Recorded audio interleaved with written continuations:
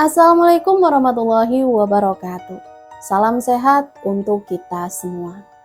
Semoga kita semua selalu mendapat lindungan Allah Subhanahu wa Ta'ala ya. Diberikan nikmat sehatul afiat serta dimudahkan segala urusannya. Amin ya robbal alamin. Nah, kesempatan kali ini Mimin akan membagikan satu cerita misteri. Nah, seperti apa ceritanya? Mari kita mulai.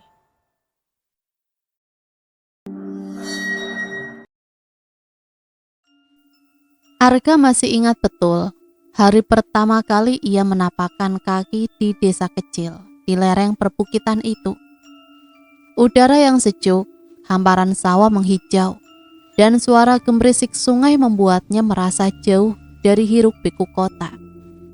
Ia memang sengaja datang ke desa itu untuk urusan pekerjaan, membantu pamannya yang sedang membangun proyek pengairan di sana. Namun siapa sangka justru di tanah asing itulah hatinya terpaut pada seorang perempuan yang kemudian mengubah seluruh jalan hidupnya. Sinta. Sinta bukan gadis sembarangan. Meski usianya hampir 30 tahun, kecantikannya seolah tak pernah pudar. Tubuhnya ramping dengan lekuk yang pas, kulitnya kencang, bersih dan bercahaya, seperti perawan 20 tahunan. Rambut hitamnya panjang tergerai, selalu berbau harum bunga meski ia hanya seorang gadis desa. Tatapan matanya yang dalam kerap membuat lelaki terhenti, seolah ada sesuatu yang memaksa mereka untuk menoleh sekali lagi, hanya untuk memastikan. Ya, perempuan itu benar-benar nyata, bukan sekedar bayangan. Arga pertama kali melihatnya ketika sedang membeli kopi di warung dekat sawah. Pagi itu Sinta datang dengan membawa keranjang sayur. Ia memakai kebaya sederhana, warna biru muda yang menempel di tubuhnya dengan anggun. Semua orang di warung menoleh, bahkan ibu-ibu yang sudah lanjut usia ikut berkomentar lirih tentang betapa cantiknya Sinta. Arga tertegun. Ada getar yang sulit ia jelaskan di dadanya. Ia bukan remaja labil yang mudah tergoda. Usianya sudah matang dan ia cukup sering bergaul dengan banyak perempuan di kota. Namun ada sesuatu yang berbeda dari Sinta. Pesona yang membuatnya ingin mengenalnya lebih dalam. Hari-hari berikutnya, Arga semakin sering berpapasan dengan Sinta. Kadang di jalan desa saat ia mengendarai motor, kadang di pasar saat Sinta membeli kebutuhan rumah. Setiap kali bertemu, senyum Sinta seperti menyapu habis semua kepenatan Arga. Ia merasa seperti pemuda paling beruntung ketika Sinta mulai membalas sapaannya. Senyum itu, senyum yang mampu membuat lelaki lain menunduk karena malu. Seolah mereka sadar tak mungkin bisa mendekati perempuan mempesona itu. Namun Sinta bukan hanya cantik rupa, ia dikenal supel, ramah, dan halus tutur katanya. Banyak orang bilang setiap lelaki di desa itu, baik yang masih lajang maupun yang sudah beristri, pasti pernah tergoda olehnya. Dari juragan kayu, pemuda tani, hingga aparat desa, semua pernah mencoba mendekati Sinta. Tapi anehnya, tak ada satupun yang berhasil. Entah karena Sinta yang terlalu pemilih, atau karena ia memang menyimpan rahasia tertentu yang membuatnya tetap sendiri hingga usia hampir 30 tahun. Arga tidak terlalu peduli pada gosip itu. Yang ia tahu, ia semakin hari semakin jatuh hati. Setiap kali ia pulang dari lokasi proyek, pikirannya selalu tertuju pada Sinta. Ada rindu yang mengendap, ada bayangan wajah yang tak mau hilang. Bahkan malam-malamnya sering dipenuhi mimpi tentang Sinta. Seolah perempuan itu sudah menanamkan sesuatu di dalam dirinya. Sesuatu yang tak bisa ia tolak. Lalu tibalah saat ia menentukan. Pada suatu sore yang teduh, Arga memberanikan diri menghampiri Sinta yang sedang menjemur pakaian di halaman rumah. Dengan sedikit gugup, ia menyapa dan mereka pun mulai berbincang. Dari situlah Arga tahu bahwa Sinta tinggal bersama ibunya yang sudah tua. Hidup sederhana dari hasil kebun dan sedikit warisan almarhum ayahnya. Meski hidup pas-pasan, Sinta terlihat begitu anggun, seperti bunga mekar yang tetap menebarkan harum meski tumbuh di tanah gersang. Hari-hari semakin berjalan. Perbincangan mereka semakin sering. Arga mulai sering datang membantu mengangkat air, memperbaiki pagar, bahkan menemani Sinta berbelanja. Ibunya Sinta tampak senang melihat kedekatan mereka. Arga merasakan ada restu yang tersirat dari pandangan mata wanita tua itu. Seolah ia sudah lama menunggu seorang pria yang berani mendekati anaknya dengan niat baik. Perasaan Arga semakin menguat. Ia merasa menemukan sesuatu yang selama ini tak pernah ia dapatkan dari perempuan kota. Ketulusan. Sinta mungkin tak berpendidikan tinggi, mungkin tak terbiasa dengan gemerlap kehidupan modern. Tapi di matanya ada keteduhan yang membuat Arga yakin bahwa inilah perempuan yang bisa menjadi rumah baginya. Perempuan yang bukan hanya cantik dilihat mata, tetapi juga menenangkan hati. Tak lama Arga pun memberanikan diri melamar. Meski awalnya banyak orang desa terkejut karena tak menyangka Sinta yang selama ini menolak banyak lelaki akhirnya menerima pinangannya. Semua orang menyambut kabar itu dengan bahagia. Bagi mereka, Arga adalah pemuda beruntung. Mendapatkan Sinta sama saja seperti mendapatkan permata berharga yang sudah lama diperebutkan banyak orang. Malam setelah lamaran diterima, Arga duduk di beranda rumah kontrakan kecilnya, menatap bintang-bintang dengan senyum yang tak bisa ia sembunyikan. Ia merasa seluruh lelah di kota, semua kepenatan kerja, bahkan semua kesendiriannya di masa lalu terbayar sudah. Kini ia akan memiliki Sinta, perempuan yang membuat hidupnya terasa lebih berarti.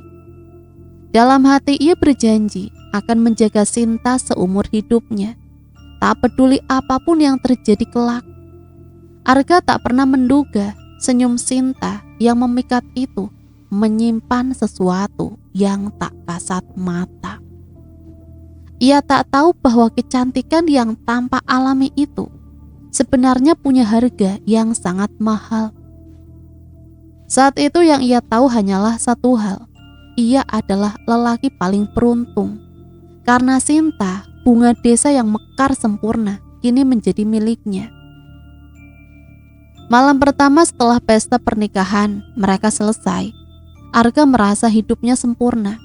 Ia resmi menjadi suami dari perempuan yang selama ini hanya bisa ia kagumi dari kejauhan. Rumah sederhana peninggalan ayah Sinta menjadi tempat tinggal mereka berdua. Suasana rumah itu sederhana, berdinding kayu dan beratap genteng. Tapi bagi Arga, rumah itu terasa istana.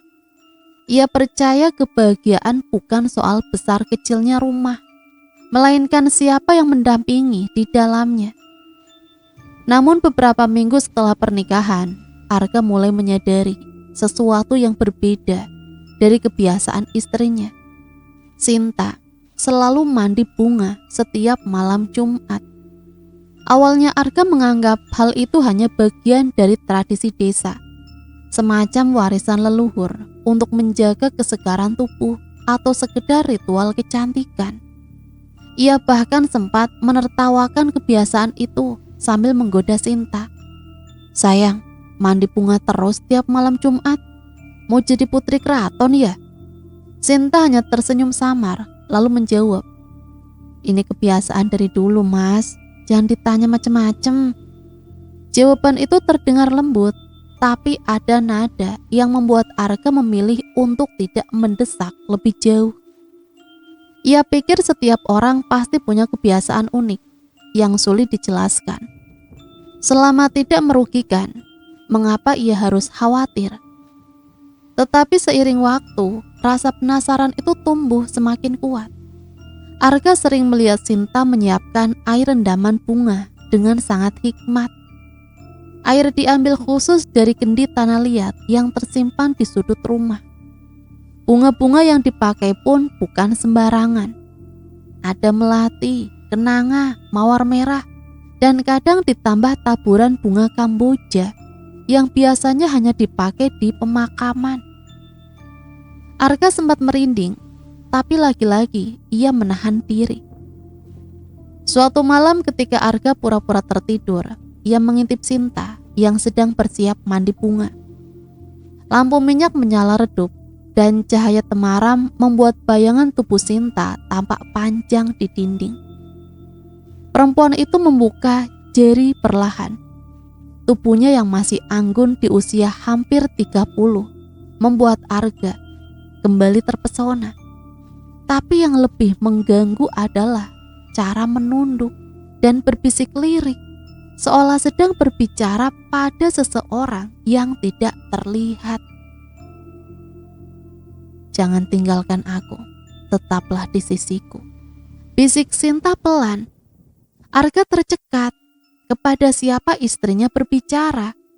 Apakah ia sekedar melantunkan doa, atau ada sesuatu yang lebih dari itu? Keesokan harinya, rasa penasaran Arga semakin tak tertahankan. Saat Sinta pergi ke pasar bersama ibunya, Arga memutuskan untuk membereskan kamar mereka. Ketika sedang menyapu, ia menemukan sebuah kotak kayu kecil di bawah ranjang. Kotak itu terlihat tua, warnanya gelap, dan ada ukiran simbol aneh di sisi-sisinya.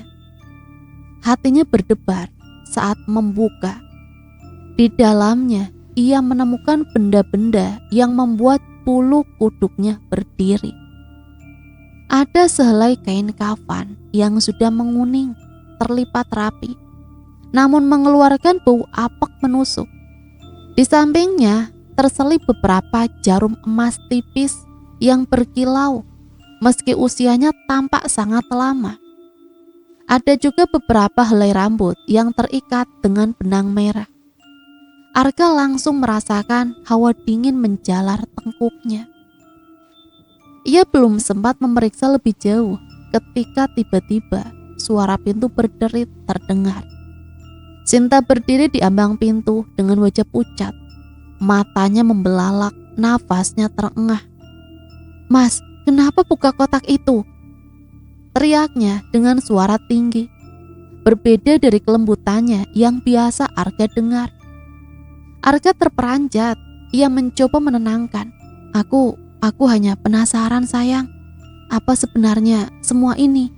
Kenapa ada kain kafan? Kenapa ada jarum emas? Sinta langsung merebut kotak itu lalu memeluknya erat, seolah benda itu adalah bagian dari dirinya. Wajahnya tegang, bahkan hampir menakutkan. "Mas, jangan pernah sentuh ini lagi. Jangan sekalipun. Kalau Mas sayang sama aku, jangan tanya, jangan usik. Anggap saja kotak ini tidak pernah ada." Arga terdiam. Ada rasa bersalah, tapi juga semakin banyak pertanyaan yang berputar di kepalanya.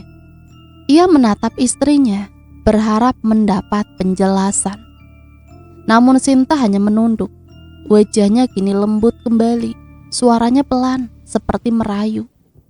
"Aku janji, semua ini tidak akan mengganggu rumah tangga kita. Tolong Mas, jangan tanya lagi." Malam itu Arga tidak bisa tidur. Bayangan kotak kayu, jarum emas, dan kain kafan terus muncul di kepalanya. Ia berbalik ke arah Sinta yang sudah tertidur. Wajahnya tenang, seolah tidak pernah ada kejadian menegangkan tadi. Tapi justru itulah yang membuat Arga semakin bingung. Bagaimana mungkin seorang perempuan seanggun dan selembut Sinta menyimpan benda-benda menyeramkan semacam itu? Hari-hari berikutnya, Arga mencoba menekan rasa penasarannya.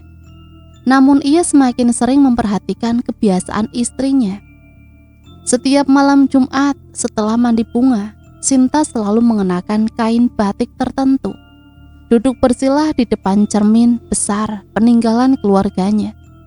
Lalu bergumam pelan, seakan sedang bercakap dengan bayangannya sendiri.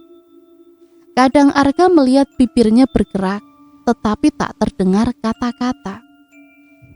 Ada malam ketika Arga memberanikan diri mendekat.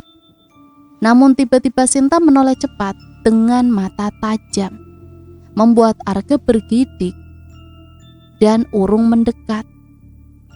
Di balik rasa takut itu, Arga tetap merasa tergila-gila pada Sinta. Pesona istrinya seakan menutup akal sehatnya. Walau banyak kejanggalan, cintanya justru semakin kuat. Ia menenangkan diri dengan pikiran sederhana. Mungkin memang begitulah kebiasaan orang desa. Mungkin kotak itu sekedar peninggalan leluhur.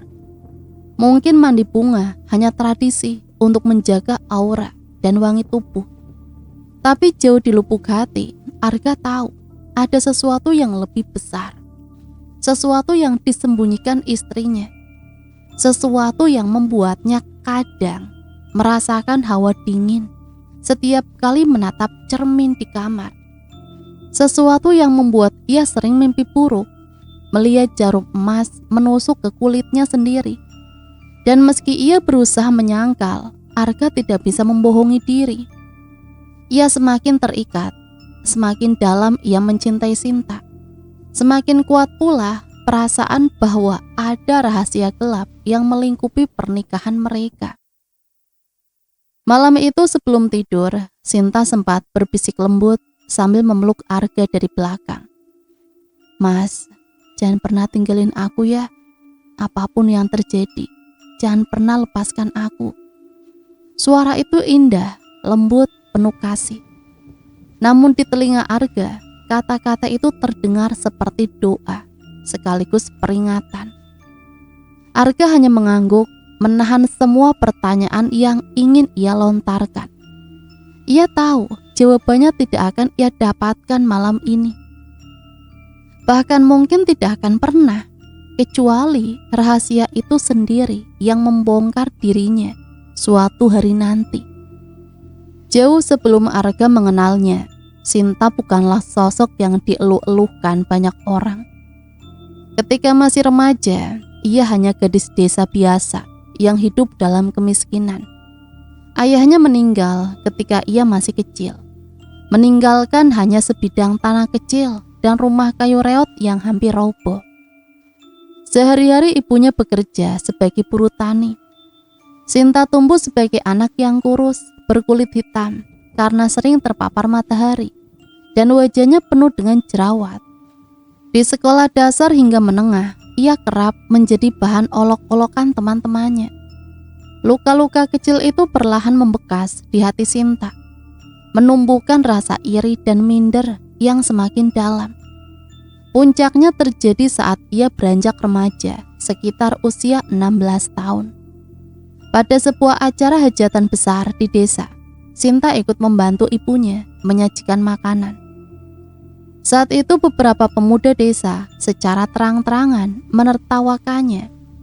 "Lihat tuh Sinta, mukanya kayak kusut dilipat-lipat." "Iyalah, mana kulitnya gosong. Kalau jadi istri malu-maluin." Tawa itu pecah, menusuk telinga dan hatinya. Sinta hanya bisa menunduk, menahan air mata. Malam itu ketika pulang ke rumah, ia menangis terseduh di pangkuan ibunya. "Bu, kenapa semua orang hina aku? Apa aku memang segitu jeleknya?" Ibunya mengusap kepala anaknya, mencoba menenangkan. Namun di balik tatapan sayunya ada kegelisahan yang dalam. Ia tahu anaknya tidak seburuk itu. Tetapi kehidupan desa yang penuh persaingan membuat Sinta selalu menjadi sasaran. Keesokan harinya, ibunya mengambil keputusan yang mengubah segalanya. Ia membawa Sinta ke rumah seorang perempuan tua yang terkenal sebagai dukun sakti di desa seberang, Mbok Ranti. Nama itu sudah lama menjadi bisik-bisik orang. Banyak yang mengatakan Mbok Ranti mampu membuat orang biasa menjadi memikat, bahkan menundukkan hati siapapun yang melihatnya. Ada pula yang menyebut ia berhubungan dengan makhluk halus penunggu hutan. Rumah Mbok Ranti terletak di pinggir hutan bambu. Malam itu angin berdesir dingin ketika ibu dan anak itu melangkah masuk. Aroma dupa menyambut, bercampur bau bunga kenanga yang menusuk hidung. Di dalam Ranti duduk bersila di depan tungku kecil. Rambutnya tergerai kusut, matanya tajam menatap mereka seolah bisa menembus isi hati. Jadi ini anakmu. Suara Mbok Ranti serak tapi berwibawa. Iya Mbok, tolonglah. Anak saya selalu dihina. Saya ingin dia berubah jadi cantik biar tidak dipandang rendah lagi. Jawab Ibu Sinta dengan suara bergetar. Sinta hanya menunduk, jantungnya berdegup kencang. Ada rasa takut tapi juga secercah harapan. Mbok Ranti mendekat, mengangkat dagu Sinta dengan jarinya yang kurus panjang. Kau punya garis nasib yang istimewa, Nduk. Tapi tertutup oleh kabut. Kalau kau mau, aku bisa membuka jalan. Tapi ingat, semua ada harga. Sinta menelan ludah. Ia menoleh ke ibunya yang langsung mengangguk, memberi isyarat agar ia mengikuti saja. Malam itu ritual pun dimulai. Mbok Ranti menyiapkan mangkok air dicampur bunga 7 rupa dan minyak wangi aneh. Lalu ia mengeluarkan jarum emas kecil dari kotak kayu. Dengan suara lirih, ia melantunkan mantra sambil menusukkan jarum itu ke wajah Sinta, tepat di bawah mata, di dahi, dan di sudut bibir. Rasa perih membuat Sinta meringis, tapi ia tidak berani bersuara. Setelah wajah, jarum itu ditusukkan ke bagian dada, di antara belahan payudara dengan mantra yang lebih panjang. Sinta hampir pingsan karena sakit bercampur takut. Namun yang paling mengejutkan, Mbok Ranti juga menyuruhnya berbaring dan memasang susuk di bagian paling rahasia dari tubuhnya. Sinta menjerit, tapi ibunya menggenggam tangannya kuat-kuat. Sabar Nduk, demi masa depanmu, bisik ibunya. Ritual berlangsung lama. Setelah selesai, Mbok Ranti memberikan pantangan. Mulai hari ini, kecantikanmu akan tumbuh. Orang-orang akan memandangmu berbeda. Tapi ingat, jangan pernah menghina diri sendiri. Jangan melupakan malam Jumat. Dan jangan biarkan siapapun tahu tentang susuk ini. Jika dilanggar, tubuhmu yang akan menanggung akibatnya. Sinta dan ibunya mengangguk patuh. Mereka tak berani membantah. Benar saja, dalam hitungan bulan, perubahan luar biasa terjadi. Wajah Sinta perlahan menjadi bersih, jerawat hilang, kulitnya semakin putih dan bercahaya. Tubuhnya yang dulu kurus kini berisi dengan lekuk yang memikat. Senyumannya mampu membuat pemuda desa salah tingkah, dan matanya seakan punya daya magnet yang tak bisa ditolak. Orang-orang yang dulu mengejeknya kini berbalik kagum. Anak-anak lelaki yang dulu menertawakan kini berlomba-lomba mencari perhatian. Perempuan-perempuan lain merasa iri. Bahkan beberapa ibu mulai menyuruh anak lelakinya untuk mendekati Sinta. Dalam sekejap, Sinta menjelma menjadi primadona desa. Di pasar semua mata menoleh ketika ia lewat. Di acara hajatan, ia selalu jadi pusat perhatian. Bahkan ada cerita bahwa seorang juragan kaya rela meninggalkan istrinya hanya demi bisa melamar Sinta.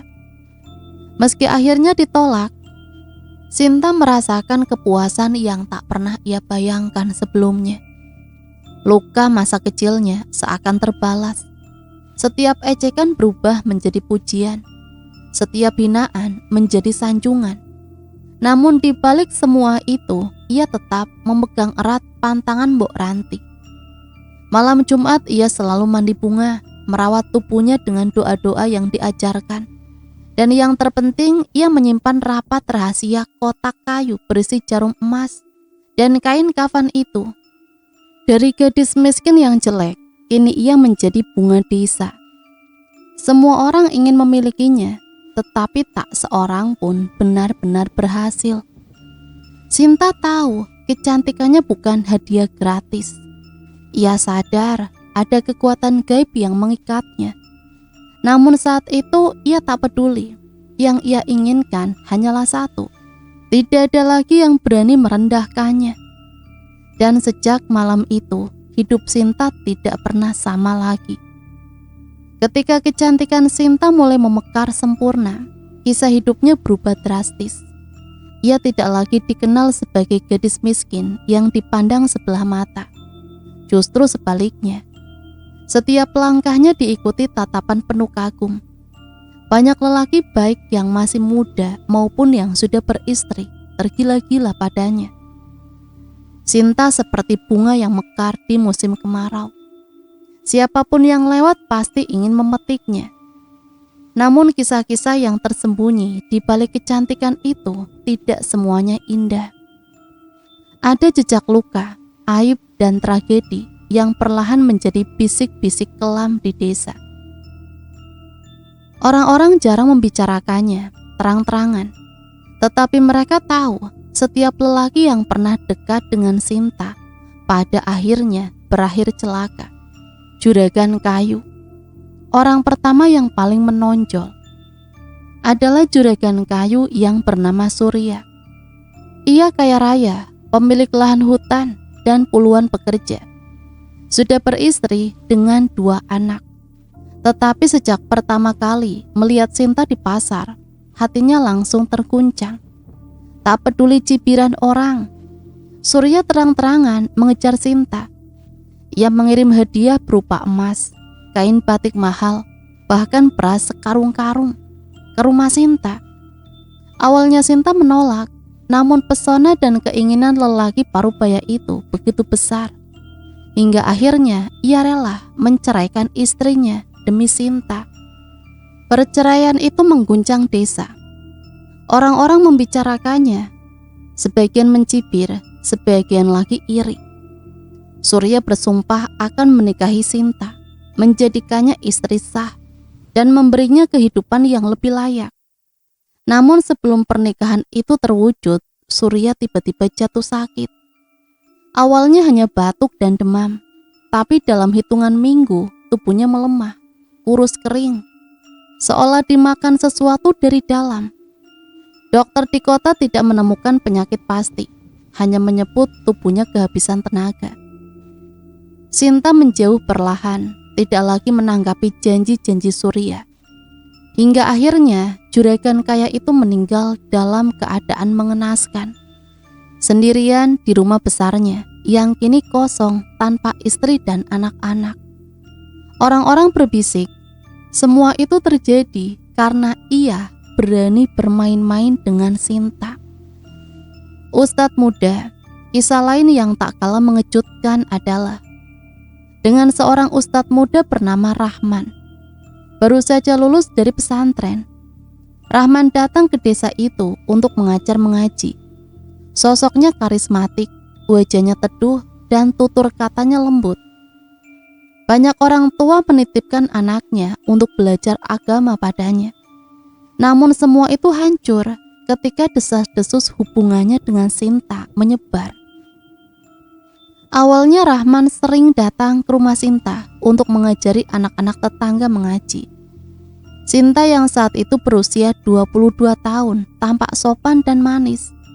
Tapi lambat laun orang-orang mulai melihat keduanya terlalu sering berduaan. Ada yang mengaku melihat Rahman keluar dari rumah Sinta larut malam. Ada pula yang bersumpah mendengar suara bisikan intim di balik jendela. Entah benar atau fitnah, tapi nama Rahman tercemar. Jemaah masjid marah, orang tua murid menarik anak-anak mereka. Tekanan sosial begitu kuat hingga akhirnya Rahman memutuskan pindah dari desa itu. Ia pergi dalam diam, meninggalkan mimpi dan harapan yang baru saja ia mulai bangun. Sinta, ia tetap menjadi bunga desa, seakan tak pernah tersentuh skandal itu. Namun bagi sebagian orang, itulah pertanda. Siapapun lelaki yang dekat dengan Sinta, hidupnya pasti hancur. Laki-laki lain bukan hanya Surya dan Rahman. Masih ada banyak laki-laki lain yang mencoba meraih hati Sinta, tapi selalu berakhir tragis. Seorang pemuda pekerja proyek jatuh bangkrut setelah menghabiskan seluruh gajinya untuk memenuhi permintaan Sinta. Seorang pegawai kecamatan tiba-tiba sakit keras. Tubuhnya lumpuh tanpa sebab jelas. Tak lama setelah hubungan gelapnya dengan Sinta tercium. Bahkan ada kisah paling mengerikan. Seorang pemuda desa yang terlalu tergila-gila padanya memilih bunuh diri dengan cara menggantung diri di lumbung. Orang-orang menemukan sebuah surat pendek di sakunya. Lebih baik mati daripada hidup tanpa Sinta. Sejak itu nama Sinta semakin misterius. Di satu sisi ia dipuja, dielu-elukan, bahkan diidolakan. Di sisi lain ia ditakuti, dijauhi, dan dianggap membawa sial. Para ibu melarang anak laki-lakinya mendekat. Sementara para istri resah jika suaminya berlama-lama di pasar tempat Sinta berbelanja. Namun anehnya semua itu justru menambah aura magis di sekitar dirinya. Semakin banyak lelaki celaka, semakin besar pula pesona Sinta di mata orang lain. Seolah ada kekuatan tak terlihat yang bukan hanya menjaga, tapi juga menuntut tumbal dari siapa saja yang berani mendekat. Sinta yang diam-diam bangga di balik semua tragedi itu. Sinta jarang menunjukkan rasa bersalah. Ia sering terlihat termenung di depan cermin, tersenyum kecil, seakan puas pada bayangan dirinya sendiri. Semakin banyak lelaki celaka, semakin besar pula pesona Sinta di mata orang lain. Seolah ada kekuatan tak terlihat yang bukan hanya menjaga, tapi juga menuntut tumbal dari siapa saja yang berani mendekat. Sinta yang diam-diam bangga di balik semua tragedi itu. Sinta jarang menunjukkan rasa bersalah. Ia sering terlihat termenung di depan cermin, tersenyum kecil seakan puas pada bayangan dirinya sendiri. Sesekali ia berbisik lirih, seakan berbicara dengan sosok lain. Ibu lihat mereka semua jatuh untuk kubu. Tak ada yang bisa menolak. Ibunya pun hanya bisa diam. Meski dalam hatinya menyimpan kekhawatiran, ia tahu dari mana semua ini berasal. Susuk yang dipasangkan Mbok Ranti bertahun-tahun lalu. Pesona itu bukan sepenuhnya milik Sinta, melainkan hasil dari perjanjian gaib yang tidak bisa diputuskan begitu saja. Tetapi bagi Sinta, semua penghinaan masa lalu seolah terbayar lunas. Semua ejekan, semua tawa merendahkan, kini tergantikan oleh tatapan penuh kagum, bahkan rasa takut. Ia merasakan kekuasaan yang manis, meski tidak pernah mengucapkan dengan lantang bayangan yang tak pernah hilang. Meski demikian, bayangan para lelaki masa lalu itu selalu mengikuti Sinta. Kadang malam-malam tertentu, ia bermimpi melihat Surya dengan tubuh kurus kering, menatapnya dari sudut kamar. Kadang ia mendengar suara Rahman yang lirih memanggilnya dari kejauhan. Bahkan ada malam ketika ia merasakan dingin menusuk seakan ada tali melingkar di lehernya. Bayangan dari pemuda yang bunuh diri karena dirinya. Namun begitu bangun, ia hanya akan kembali mandi bunga. Mengoleskan minyak wangi pemberian Mbok Ranti, lalu menatap dirinya di cermin dengan senyum puas. Baginya semua itu hanyalah harga yang harus dibayar untuk menjadi yang terindah. Dan begitulah, sebelum Arga datang dalam hidupnya, Sinta sudah meninggalkan jejak panjang tragedi di hati banyak lelaki. Jejak yang membekas di desa, membentuk kisah-kisah kelam yang jarang diceritakan terang-terangan. Bagi Sinta semua itu hanyalah bayang-bayang masa lalu. Tetapi bagi orang lain, itulah tanda kecantikan Sinta, bukanlah anugerah semata, melainkan misteri yang selalu menuntut korban.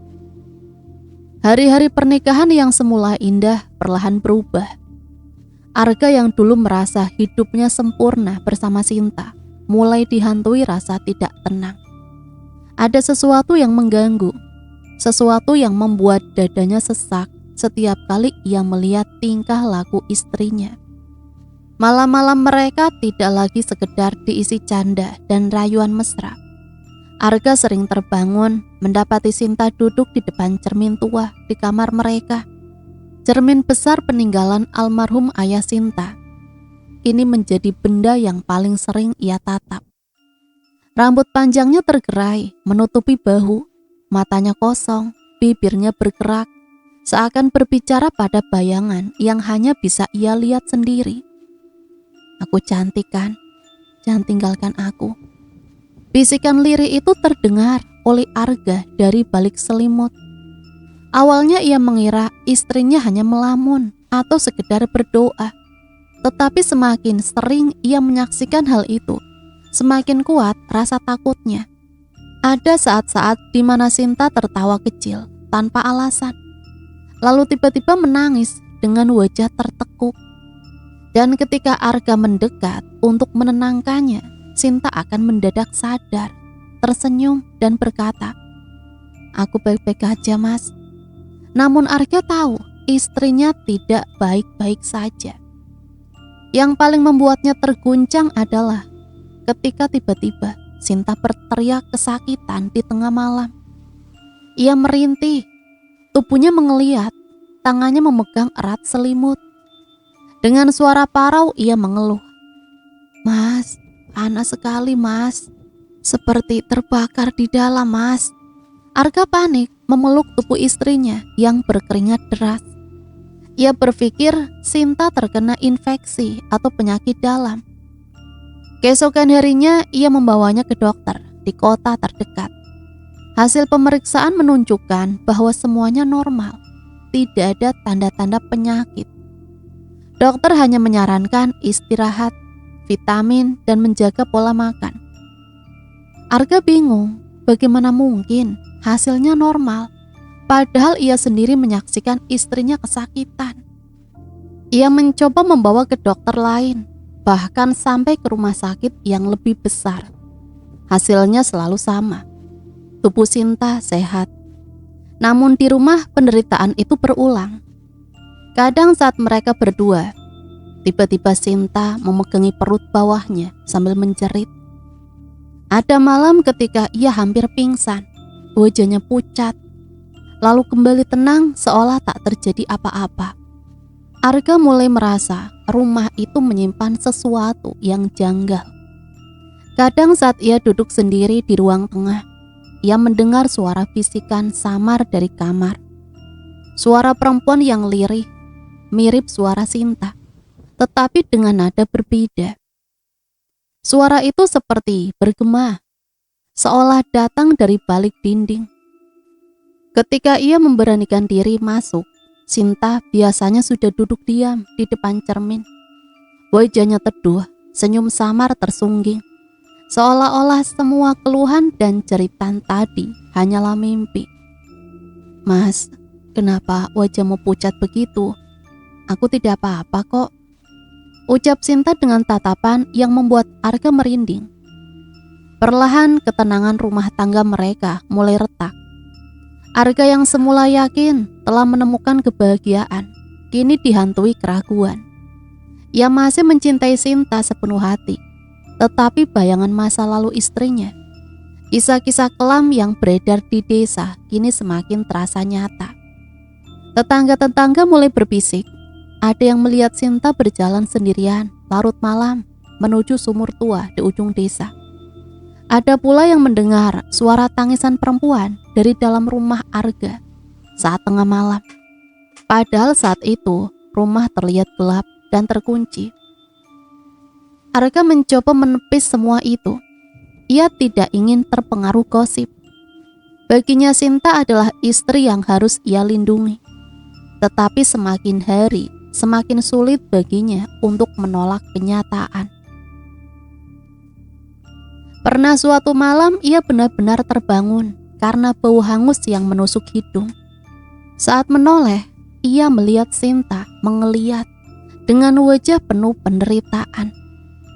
Tangannya mencengkram perut bawah, tubuhnya bergetar. "Mas, panas mas. Rasanya seperti api membakar di dalam mas." Arga gemetar, tidak tahu harus berbuat apa. Ia menuangkan air minum, membasuh wajah istrinya, tapi keluhan itu tak kunjung hilang. Hingga menjelang subuh, Sinta akhirnya tertidur dengan wajah letih, meninggalkan Arga yang masih duduk termenung di tepi ranjang. Pagi harinya Sinta kembali ceria seperti biasa. Ia menyiapkan sarapan, tersenyum, seakan tidak pernah merasakan penderitaan semalam. Arga semakin bingung, mana yang nyata, mana yang ilusi. Rasa cinta yang dulu membuatnya merasa paling beruntung, kini perlahan bercampur dengan rasa takut dan curiga. Ia mulai mengingat kembali peringatan samar-samar yang pernah ia dengar dari ketua desa, bahwa Sinta bukanlah perempuan biasa. Pesonanya menyimpan rahasia, dan rahasia itu mungkin sudah mulai menampakkan wujudnya di dalam rumah tangga mereka. Malam demi malam, Arga hanya bisa duduk menatap istrinya dari sisi ranjang. Sinta sering terjaga lebih lama, menatap cermin sambil membelai rambutnya. Kadang bibirnya bergerak, seolah berbicara dengan bayangan. Kadang ia tersenyum sendiri, lalu mendadak menitikkan air mata. Arga ingin bertanya, ingin memaksa Sinta jujur tentang apa yang sebenarnya terjadi. Namun setiap kali mulutnya terbuka, ia urung melanjutkan. Ada kekuatan yang tak bisa ia jelaskan. Seakan jika ia mengucapkan pertanyaan itu, sesuatu yang lebih menakutkan akan muncul. Hanya satu hal yang ia tahu pasti, rumah tangga yang dulu terasa seperti anugerah, kini perlahan mulai retak. Dan retakan itu bukan berasal dari luar, melainkan dari dalam tubuh istrinya sendiri. Dari rahasia yang tak pernah ia pahami sepenuhnya. Malam itu, kamar tidur yang biasanya dipenuhi wangi bunga, dari dupa dan minyak yang baunya sangat wangi, mendadak berubah menyesakkan. Arga yang baru saja terlelap, tersentak karena hidungnya menangkap aroma menyengat. Bau busuk yang menusuk, mirip bangkai yang sudah lama teronggok. Ia duduk terperanjat di ranjang, matanya mencari sumber bau. Semakin lama bau itu kian kuat. Arga merasa seolah udara kamar dipenuhi gas busuk yang membuat perutnya mual. Ia menoleh ke arah istrinya, Sinta, yang biasanya tidur dengan wajah damai, kini terisak pelan. Tubuhnya mengeliat, gelisah, dan kain sarung yang menutupi bagian bawah tubuhnya terlihat basah. "Sinta, ada apa?" tanya Arga dengan suara parau, mencoba menahan rasa mual yang menyerang. Sinta menggigit bibir, tangannya menekan perut bawahnya. Air mata mengalir di pipinya.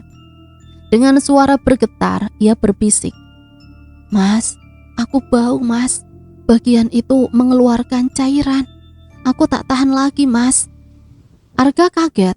Ia bergegas membuka lampu kecil di samping ranjang. Matanya langsung membelalak. Spray putih yang biasanya harum kini ternodai cairan kental berwarna kuning kehitaman, mengeluarkan aroma busuk yang lebih menusuk dari sebelumnya. Bau itu begitu tajam hingga membuat Arga terpaksa menutup hidung dengan tangannya.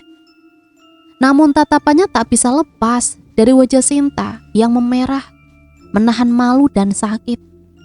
Arga panik. Ia segera berlari ke kamar mandi, mengambil ember berisi air bersih, lalu kembali ke ranjang untuk membantu membersihkan tubuh istrinya. Namun saat ia membuka kain yang menutupi bagian intim Sinta, ia tercekat. Cairan itu terus mengalir, bercampur darah, mengeluarkan aroma seperti daging busuk. Arka hampir muntah, namun ia menahan diri. Dengan hati-hati ia membersihkan tubuh Sinta. Tangannya gemetar, bukan karena jijik semata, melainkan juga karena takut. Apa sebenarnya yang terjadi pada istrinya? Setelah tubuh Sinta sedikit bersih, Arka mengganti dengan kain cadangan. Ia membaringkan istrinya kembali, lalu duduk di tepi ranjang, masih menahan gejolak batinnya. Sinta terisak, wajahnya pucat, peluh dingin bercucuran. "Mas, aku takut, jangan-jangan aku akan mati." Lirihnya, suaranya nyaris tak terdengar. Arka menggenggam tangan istrinya. "Tidak sayang, aku akan membawamu ke rumah sakit besok. Pasti ada dokter yang bisa menolongmu." Namun bahkan sebelum pagi menjelang, gejala lain muncul. Saat cahaya fajar menyelinap melalui celah jendela, Arka melihat bercak kehitaman di leher Sinta. Awalnya sebesar koin, tapi semakin siang bercak itu bertambah banyak, seperti noda arang yang menempel di kulit. Hari-hari berikutnya menjadi neraka bagi mereka. Bau busuk itu tidak hanya muncul di malam hari, tapi terus-menerus menghantui rumah mereka. Arka sudah mencoba segala cara, menyalakan dupa, menaburkan serbuk kopi, bahkan menyemprotkan minyak wangi. Namun bau itu selalu kembali, menempel di tubuh Sinta, seolah tak bisa hilang. Lebih parah lagi, bercak itu berubah menjadi borok. Luka itu basah, bernanah, kadang mengeluarkan cairan kehijauan. Saat disentuh sedikit saja, Sinta menjerit kesakitan. Borok itu menyebar ke punggung, lengan, bahkan wajahnya, sampai tidak bisa ditutupi pakai bedak. Arka merasa dunianya runtuh. Istri yang dulu dipuja banyak lelaki karena kecantikannya, kini berubah menjadi sosok yang menakutkan. Namun ia tidak berani menunjukkan rasa jijik atau takut di depan Sinta. Ia tetap membersihkan luka-lukanya setiap hari, meski hatinya hancur. Suatu malam ketika Arga sedang mengganti perban di lengan istrinya, ia melihat nanah kental mengalir dari luka terbuka. Bau busuknya membuat mata Arga berair. Sinta menatapnya dengan mata penuh rasa malu. "Mas, aku sudah tidak cantik lagi ya?" tanyanya lirih. Arga tercekat. Ia ingin berkata jujur bahwa keadaan Sinta benar-benar mengerikan, tapi ia tidak tega. Dengan suara serak, ia menjawab, "Kamu tetap cantik di mataku, Sinta. Kamu istriku. Aku tidak akan pergi." Air mata Sinta jatuh deras. Ia tahu suaminya berusaha menenangkannya, tapi jauh di dalam hati, ia sendiri merasa tubuhnya sedang dihukum oleh sesuatu yang tak terlihat. Arga mencoba kembali membawa Sinta ke dokter, namun hasilnya sama saja. Dokter bingung. Luka-luka itu tidak bisa dijelaskan dengan penyakit medis manapun. Obat salep, antibiotik, semuanya tak berefek. Justru setiap kali diberi obat, borok itu tumbuh makin parah. Tetangga mulai mencium bau busuk yang keluar dari rumah mereka. Beberapa warga sengaja menghindar, menutup hidung saat melewati halaman Arga. Ada bisikan yang kembali beredar, kutukan. Mereka berbisik bahwa kecantikan Sinta selama ini hanyalah tipu daya ilmu hitam. Dan kini saatnya tubuhnya ditagih oleh kekuatan yang dulu ia pinjam. Arga mendengar bisikan-bisikan itu. Ia marah, tapi sekaligus takut. Bagaimana jika benar? Bagaimana jika yang dialami istrinya bukan penyakit, melainkan balasan dari perjanjian kelam yang pernah ia buat? Malam-malam berikutnya, penderitaan Sinta semakin menjadi. Ia sering terbangun sambil meronta, mengeluh bahwa seluruh tubuhnya seperti dibakar. Porok di tubuhnya mengeluarkan cairan yang mengotori ranjang, hingga Arga harus mencuci spray setiap hari. Bau busuk tak lagi bisa ditutupi apapun. Pada suatu malam yang paling berat, Sinta menangis sambil menutup wajahnya dengan bantal. "Mas, aku tidak kuat. Kalau ini hukuman, aku rela. Tapi jangan biarkan kau ikut sengsara karena aku." Arga hanya bisa memeluk istrinya. Meski air matanya sendiri menetes, ia merasa begitu tak berdaya. Cinta yang dulu membuatnya merasa paling beruntung, kini berubah menjadi ujian yang nyaris tak tertahankan. Dan setiap kali ia mencium bau busuk itu, Arga tahu satu hal. Ini bukan sekedar penyakit. Ada sesuatu yang jauh lebih gelap yang sedang menggerogoti tubuh istrinya. Sesuatu yang tidak bisa dijelaskan dengan ilmu kedokteran. Sesuatu yang perlahan-lahan meretakkan cinta mereka. Hingga rumah yang dulu penuh kebahagiaan, kini hanyalah sarang penderitaan. Sudah berminggu-minggu Arga hidup dalam neraka. Bau busuk yang terus merayap dari tubuh istrinya membuat rumah itu bagaikan kuburan terbuka. Spray harus diganti setiap hari. Ember berisi air sabun tak pernah lepas dari tangannya. Namun semua upaya itu sia-sia. Sinta semakin kurus, kulitnya mengelupas, dan porok-porok baru terus bermunculan. Seakan tubuhnya sedang dimakan sesuatu dari dalam. Arga nyaris putus asa. Dokter sudah angkat tangan. Tetangga menjauh, bahkan keluarganya sendiri jarang berkunjung lagi. Malam itu setelah membersihkan luka Sinta yang kembali mengeluarkan nanah kehijauan, Ardi duduk di serambi rumah, menatap hampa ke arah jalan gelap. Kepalanya dipenuhi pertanyaan. Apa yang sebenarnya menimpa istrinya?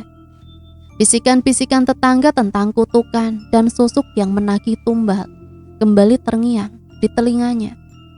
Arga awalnya menganggap itu tahayul. Namun penderitaan Sinta tak bisa lagi dijelaskan logika. Dalam keputusasaan, ia akhirnya memutuskan melakukan sesuatu yang dulu tak pernah ia bayangkan. Mendatangi seorang dukun. Keesokan paginya, dengan langkah berat, Arga menuju desa seberang. Ia mendapat kabar dari seorang kenalan tua bahwa di sana ada seorang dukun perempuan yang sudah sangat sepuh namun masih dihormati karena ilmunya yang diyakini mampu menyingkap rahasia gaib. Namanya Mbak Jira. Perjalanan ditempuh hampir 1 jam berjalan kaki melewati jalan setapak, kebun bambu dan persawahan sepi. Semakin jauh melangkah, Arga merasa seolah ada sesuatu yang menuntunnya. Rasa takut dan ragu bercampur jadi satu. Namun wajah pucat istrinya terbayang jelas di benaknya. Ia tak boleh mundur. Rumah Mbah Jira berdiri terpencil di tepi hutan kecil. Atapnya dari rumbia, dinding bambu sudah rapuh dimakan usia. Saat Arga melangkah ke halaman, angin berembus membawa aroma dupa, bercampur daun kering terbakar. Seekor ayam hitam melintas, menatapnya seakan mengukur siapa yang datang. Pintu bambu berderit ketika ia ketuk. Tak lama kemudian, seorang perempuan renta muncul. Rambutnya putih kusut tergerai, kulit keriputnya menempel pada tulang. Matanya tajam, menyorot meski tubuhnya ringkih. "Koi, Arga." Suara Mbah Jira serak tapi mantap. Arga terperanjat. Ia belum memperkenalkan diri, tetapi perempuan itu sudah menyebut namanya. "Iya Mbah, saya Arga. Saya datang ingin minta tolong." Mbah Jira tersenyum, seolah sudah tahu segalanya. Ia mempersilahkan Arga masuk. Di dalam ruangan remang-remang diterangi lampu minyak, bau kemenyan menyelimuti udara. "Silakan duduk." Arga duduk bersilah di hadapan Mbah Jira. Jantungnya berdegup kencang. yang menceritakan semua penderitaan Sinta. Bau busuk, cairan menjijikan, borok bernanah, hingga dokter yang tak bisa menjelaskan apapun. Mbah Jirah mendengarkan tanpa menyela, hanya sesekali mengangguk pelan. Setelah Arga selesai, Mbah Jirah menghela nafas panjang. Aku wis ngerti, istrimu itu bukan sakit biasa. Susuk yang ditanam mulai menagih janjinya, menagih tumbal. Arga menelan ludah, tubuhnya merinding. Kata susuk meluncur jelas dari bibir dukun tua itu. Susuk. Ulang Arga lirih, hampir tak percaya. Mbah Jirah menatap tajam seolah menusuk langsung ke jantung Arga. Iyo, istrimu Sinta dulu minta bantuan dukun. Susuk yang dipasang itu tidak sedikit, banyak. Ada yang di wajah, di dada, sampai yang paling rahasia. Arga memang sering mendengar bisikan masa lalu istrinya, tapi tak pernah membayangkan kenyataannya begitu kelam. Mbah, lantas apa yang harus saya lakukan, Mbah? Bagaimana caranya menyelamatkan Sinta? Tanya Arga dengan suara putus asa. Mbah Jirah memejamkan mata sejenak, lalu membuka kembali dengan sorot tajam. Ada satu cara agar susuk itu bisa lepas. Dengan ritual khusus, tapi nggak gampang. Butuh waktu, butuh tenaga, dan butuh syarat-syarat yang harus dipenuhi. Kalau gagal, nyawa yang jadi taruhannya. Saya akan lakukan apapun, Mbah. Saya akan kuat, Mbah, demi istri saya. Hening sesaat, hanya suara jangkrik dari luar rumah menemani percakapan mereka. Hari itu Arga kembali ke rumah dengan dada penuh kegelisahan. Di kepalanya terus terngiang pesan Mbah Jirah. Kalau mau susuk itu dicabut, Sinta harus tirakat, puasa 40 hari. Tidak boleh bertemu dan tersentuh seorang lelaki manapun sebelum semuanya selesai. Syarat itu terdengar sederhana jika hanya sekedar menahan lapar atau haus. Namun pantangan terakhir tidak boleh disentuh laki-laki. Terasa bagi cambuk yang menghantam dada Arga. Bagaimana mungkin mereka tinggal satu rumah, satu ranjang, dan Arga bukan laki-laki suci. Ia seorang suami normal dengan darah muda yang bergelora. Malam itu ia duduk di tepi ranjang, menatap istri yang terbaring lemah. Wajah cantik ini pucat pasi, kulitnya masih dipenuhi bercak hitam, dan bau busuk samar tetap menyelimuti kamar. Tapi di balik semua itu, ada sesuatu yang aneh. Justru saat tubuh istrinya semakin rusak, Arga merasa nafsunya tak terbendung. Seolah ada kekuatan tak kasat mata yang terus menyalakan bara dalam dirinya. Sinta membuka mata perlahan. Mas, suaranya lirih, nyaris tak terdengar. Aku harus kuat, aku harus puasa 40 hari. Jangan biarkan aku gagal. Arga menggenggam tangan istrinya. Aku janji, aku akan bantu kamu. Aku akan jaga, aku akan temani. Namun janji itu segera terasa berat. Malam pertama tirakat berjalan, Arga merasa tubuhnya gelisah. Ia berulang kali terbangun, matanya terpaku pada tubuh Sinta. Meski kini tidak seindah dulu, namun ada daya tarik aneh yang justru lebih kuat. Bayangan tubuh istrinya yang dulu molek seakan hadir di kelopak matanya, menggoda, memanggil Arga. Arga menutup wajah dengan bantal berusaha tidur, tapi semakin ditahan, semakin kuat dorongan itu. Nafasnya tersengal, jantungnya berdegup seperti genderang perang. Hari-hari berikutnya menjadi siksaan. Di siang hari, Arga masih bisa menahan diri dengan menyibukkan pekerjaan di kebun atau membersihkan rumah. Namun menjelang malam ketika mereka kembali ke kamar yang sama, hawa panas itu kembali menyerang. Sinta yang lemah hanya bisa memalingkan wajah, menahan perih di tubuhnya. Namun justru disitulah cobaan datang. Suatu malam tepat di hari ke-7 tirakat, Arga sudah tak sanggup lagi. Ia mendekap Sinta erat, mencium wajahnya, hingga akhirnya mereka terjerumus melanggar pantangan itu. Sinta sempat menangis. "Mas, jangan. Tolong mas, jangan mas." Tapi suara lirihnya kalah oleh hasrat yang membara. Dan benar saja, esok paginya tubuh Sinta memburuk drastis. Dari borok di pahanya mengalir darah bercampur nanah. Wajahnya membengkak, bibirnya pecah-pecah. Aroma busuk semakin menusuk, seolah kamar mereka berubah jadi kubangan bangkai. Arga terhenyak melihatnya. Rasa bersalah menampar batinnya. Ia menangis sambil memeluk tubuh istrinya yang menggigil. "Maafkan aku, Sin, maafkan aku. Aku lemah." Namun ternyata cobaan itu tak berhenti di situ.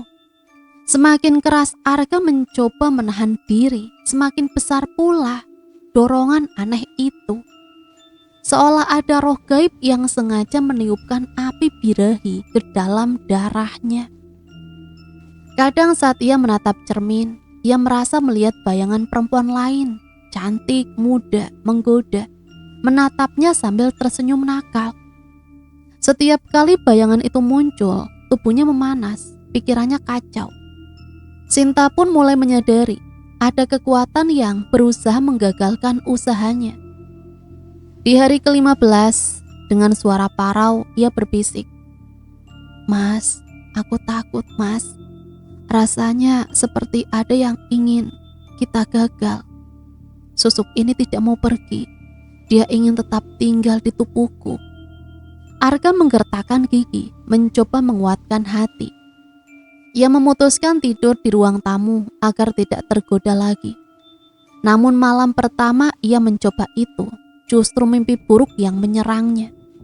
Ia bermimpi didatangi seorang perempuan asing, berwajah cantik luar biasa, lebih cantik dari siapapun yang pernah ia lihat.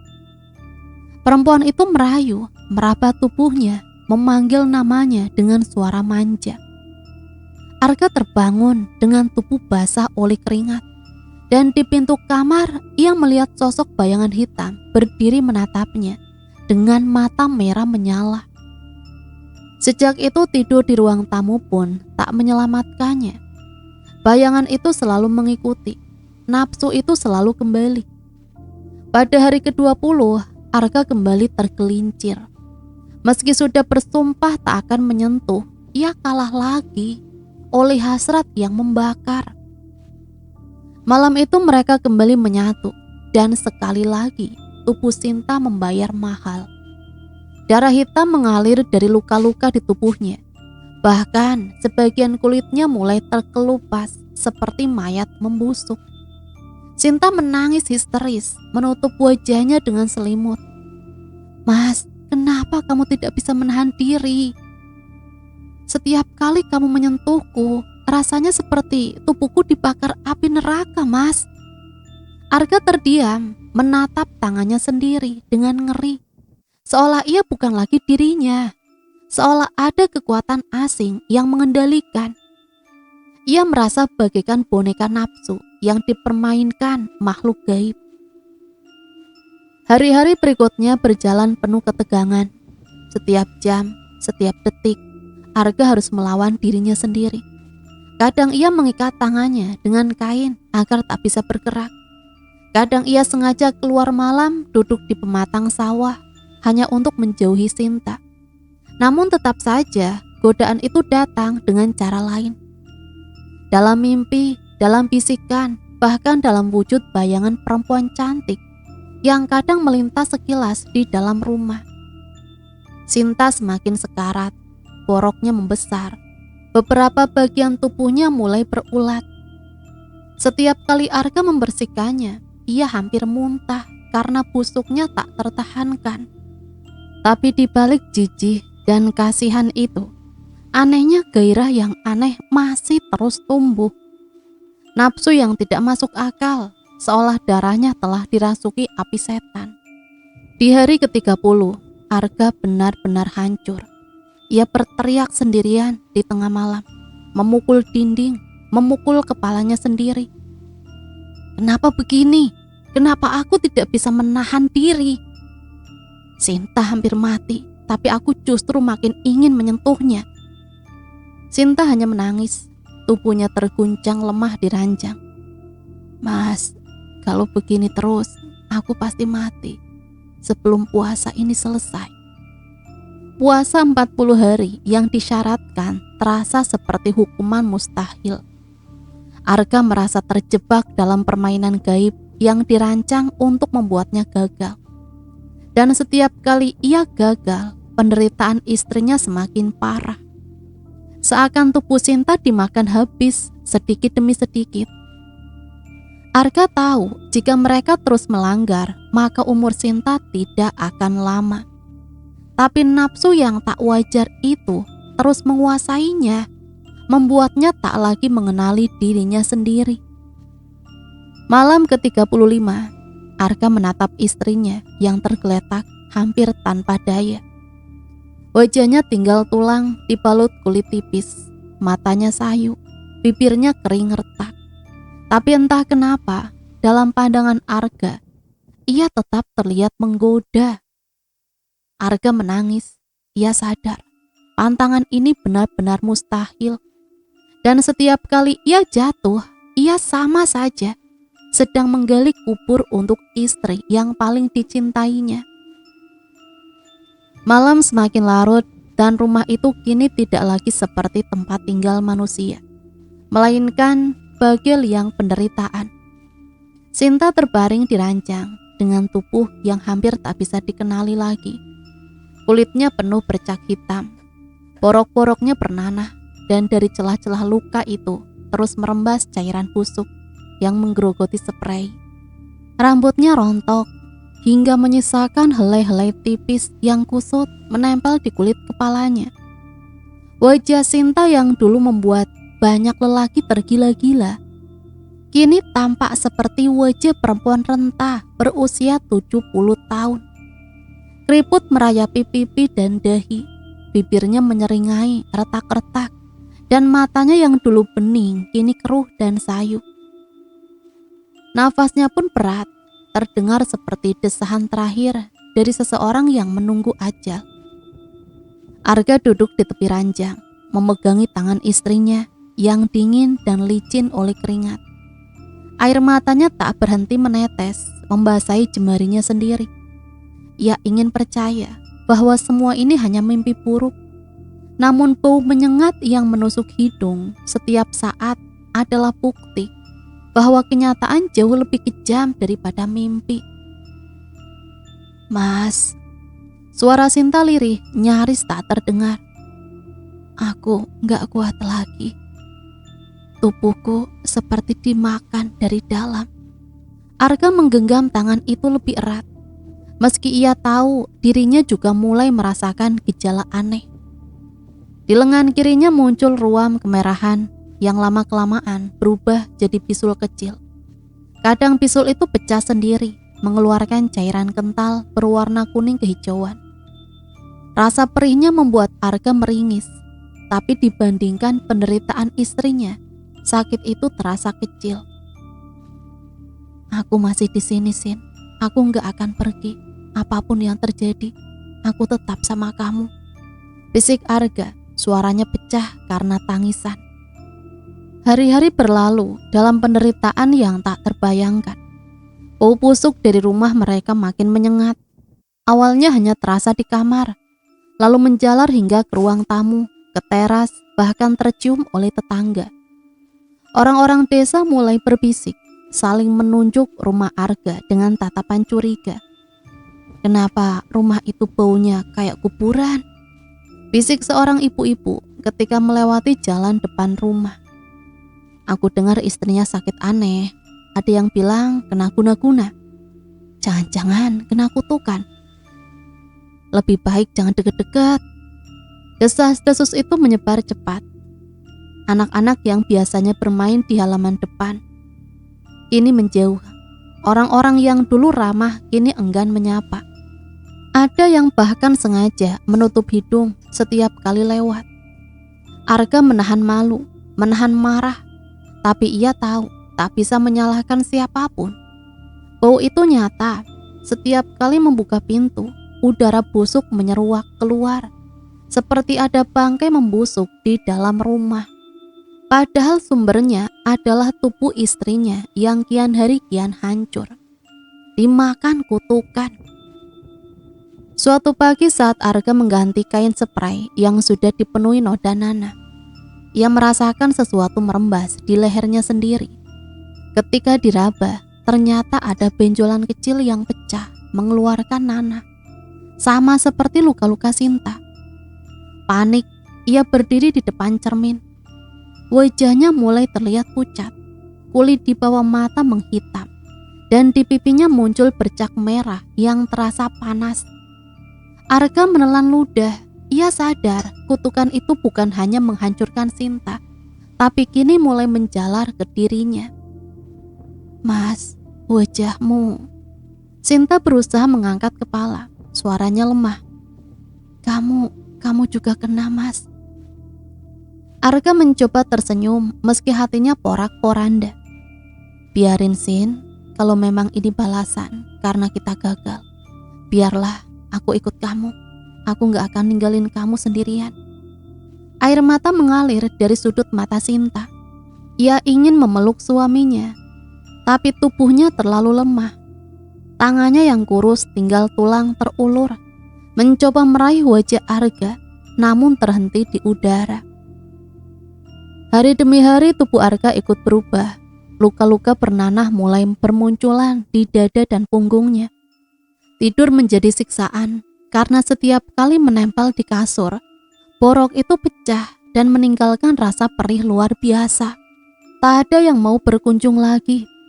Bahkan ada yang berani mengetuk pagar sambil berteriak, "Arga, kalau istrimu sakit parah, kau bawa ke rumah sakit. Jangan bikin kampung bau kayak gini." Arga hanya bisa terdiam, berdiri di teras dengan tubuh penuh keringat dingin. Ia tak mungkin menjelaskan bahwa ini bukan penyakit biasa. Bagaimana menjelaskan soal susuk, kutukan, dan tumbal pada orang-orang yang hanya percaya pada logika? Malam-malam berikutnya menjadi neraka.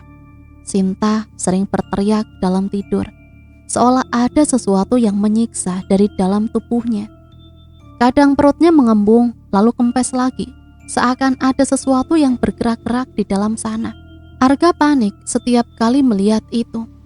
Mencoba memegang, tapi hanya bisa berdoa sambil menangis. Di sisi lain, Arga sendiri mulai merasakan hal aneh.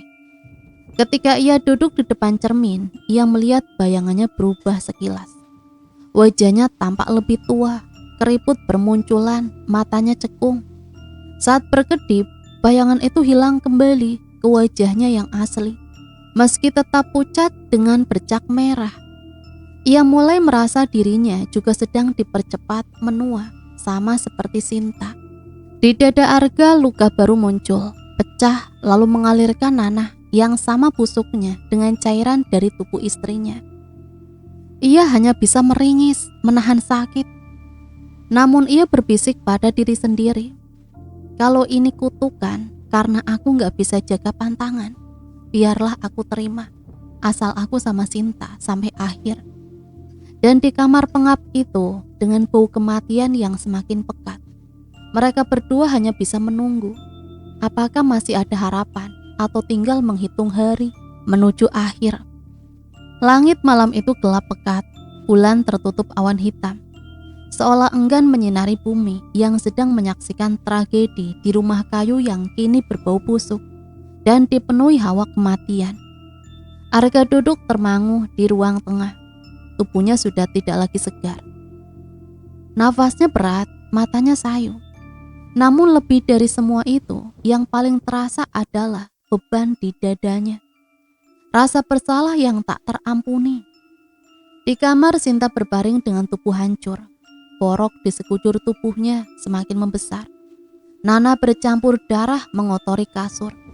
Wajahnya sudah hampir tak bisa dikenali, hanya tinggal kerangka tipis yang ditutupi kulit keriput dan hitam.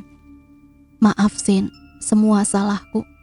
Kalau saja aku bisa nahan diri. Kalau saja aku patuhi pantangan itu. Suaranya tercekat. Kamu gak akan kayak gini. Air mata mengalir di wajah Arga bercampur dengan keringat dingin. Ia tahu bahwa kutukan itu menuntut tumbal, dan karena ia tak mampu menjaga pantangan, kini tubuh istrinya membusuk hidup-hidup. Lebih parah lagi, ia pun ikut terseret dalam penderitaan. Luka-luka di tubuhnya adalah bukti nyata. Hari demi hari berlalu, namun keadaan tidak pernah membaik, justru semakin buruk. Sinta hanya bisa terbaring, kadang merintih, kadang menangis tanpa suara. Tubuhnya sudah tak lagi bisa digerakkan. Arga semakin frustasi. Ia tak berani membawa Sinta ke rumah sakit. Bagaimana menjelaskan kondisi ini? Bagaimana mungkin dokter bisa menerima kenyataan bahwa seorang perempuan masih hidup dengan tubuh yang membusuk seperti mayat? Orang-orang hanya berbisik dari jauh. Ada yang mengatakan rumah itu sudah dihuni makhluk halus. Ada pula yang percaya Sinta memelihara pesugihan yang akhirnya menuntut tumbal.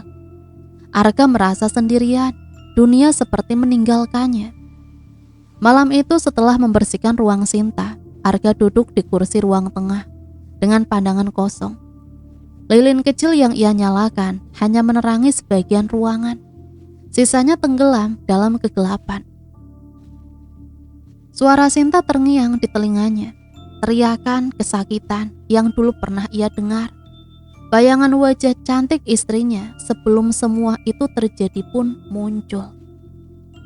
Lalu berganti dengan wajahnya yang kini hancur. Arga menggertakkan gigi menahan tangis. Aku gagal jadi suami. Aku gagal jaga kamu, Sin. Dan aku gak tahu lagi apa yang bisa kulakukan. Lalu pikiran gelap itu datang. Sebuah bisikan samar yang seakan keluar dari kegelapan di sekitarnya. Akhiri saja semua ini. Kau sudah tidak punya harapan. Arga menutup telinga, namun suara itu terus menggema di kepalanya. Ia merasa dadanya sesak, pandangannya kabur. Luka di tubuhnya berdenyut-denyut seperti ditusuk jarum. Ia terhuyung ke gudang kecil di samping rumah. Tempat ia biasanya menyimpan peralatan petani. Di sana udara lebih pengap, bau kayu basah bercampur dengan aroma busuk yang ikut merembas dari kamar. Arga berdiri terpaku, menatap seutas tali tambang yang tergantung di dinding. Tangannya gemetar ketika meraih tali itu. Air matanya jatuh, deras, tak terbendung. Maafkan aku, Sin. Kalau aku pergi duluan, aku gak sanggup lagi lihat kamu tersiksa. Dengan tangan gemetar, ia mengikat tali ke balok kayu di langit-langit gudang, lalu membuat simpul di ujungnya. Pikirannya kosong, tubuhnya digerakkan oleh rasa putus asa. Ia naik ke kursi kayu, menaruh simpul itu di lehernya. Sebelum menendang kursi, ia menatap gelap ruangan dan berbisik, semoga ini bisa menebus dosaku. Kursi ditendang jatuh, tubuh Arga tergantung berayun pelan. Lehernya tercekik, wajahnya membiru, nafasnya tersendat. Hingga akhirnya ia tak lagi bergerak. Di kamar Sinta mendengar suara kursi jatuh dari arah gudang. Ia mencoba memanggil, tapi tak ada jawaban. Air matanya mengalir. Ia tahu Arga sudah memilih jalannya. Dan kini ia benar-benar sendirian. Tubuhnya semakin berat, semakin sulit bernafas. Borok-borok di tubuhnya mengeluarkan cairan lebih banyak. Bau busuk pekat seperti tanda bahwa kematian sudah begitu dekat.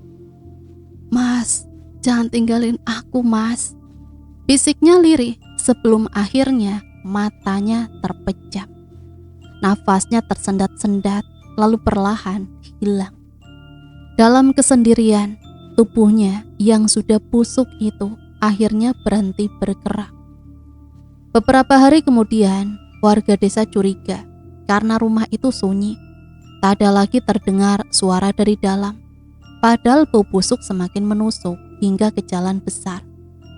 Akhirnya beberapa orang memberanikan diri mendobrak pintu, dan yang mereka temukan membuat seluruh desa gempar.